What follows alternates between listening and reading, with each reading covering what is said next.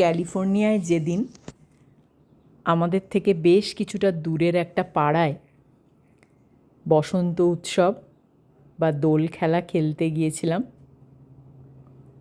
সেদিন সারাদিন তো সেই রঙের উৎসবে আমরা সবাই মেতেছিলাম। অদ্ভুত সুন্দর এখানে দোল বা হোলির পরিবেশ, তার আমি ভিডিও দিয়েছি। রঙে রঙে একেবারে চারিদিকে ছয়লাপ। ওই এলাকাবাসীরা সকলেই সেখানে খুব সুন্দর গান, মিউজিক সব কিছুর তালে তালে নাচ, আনন্দ উৎসব, হোলি খেলা সবই সারাদিন ধরে চলেছে সেদিন। সেই অদ্ভুত আনন্দের দিনটা অনেক দিন অবধি ভুলতে পারবো না, এটাও যেমন সত্যি। আবার তেমনই সেদিনকে সব কিছুর পরে, রং খেলার পরে আমার চোখ আটকে গিয়েছিল যে অদ্ভুত সুন্দর পার্কটাতে এই খেলাটা হয়েছিল সেটার দিকে। সবাই যখন বাড়ির ওরা জিনিসপত্র গোছাতে ব্যস্ত,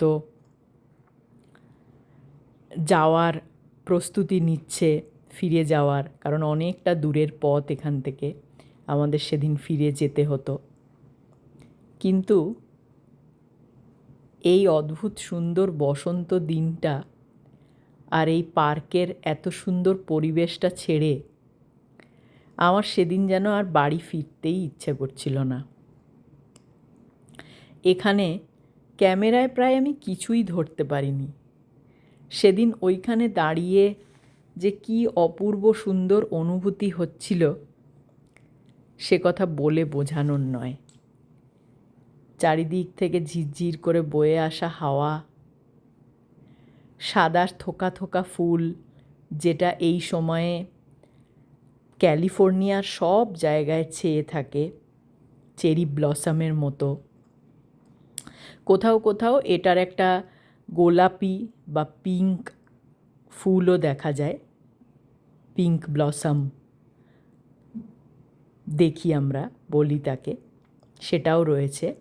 আর এই পার্কটার এই সবুজ গালিচার মতো বিছানো ঘাসগুলো, সুন্দর খেলার জায়গা, বসার জায়গা, বাচ্চাদের প্লে এরিয়া, সব কিছুর মধ্যে এই সাদা ফুলগুলো পরপর পরপর সার দিয়ে এমনভাবে সাজানো, আর তার মধ্যে দিয়ে হেঁটে যেতে গিয়ে এমন একটা সুন্দর অনুভূতি হচ্ছিল যে সবাই তাড়া দিলেও মনেই হচ্ছিল না যে সেদিনকার সেই সুন্দর পরিবেশটা ছেড়ে বাড়িতে ফিরি। চোখ আর মন দুই আটকে গিয়েছিল সেদিনের এই সুন্দর প্রকৃতির দিকে। সাদা গাছগুলোর নিচ দিয়ে হেঁটে আসার সময় মনে হয় যেন আমরা ঠিক বরফ পড়া কোনো গাছের সারির মধ্যে দিয়ে হেঁটে আসছি।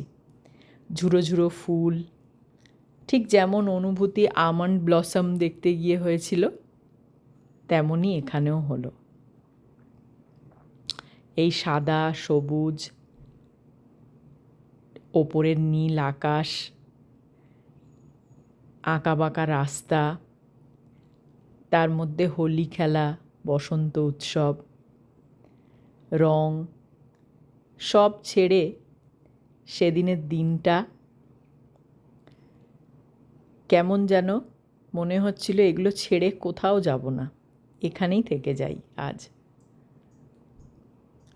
এই দিনটাকে হারিয়ে যেতে দিতে কিছুতেই ইচ্ছে করছিল না, কিন্তু তবু বাড়ি তো ফিরতেই হতো, ফিরতেই হবে।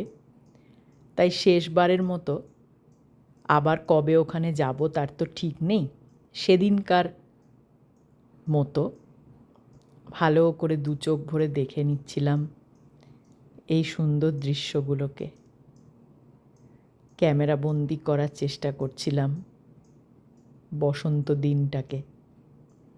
সকলে ভালো থাকবেন, আবার দেখা হবে।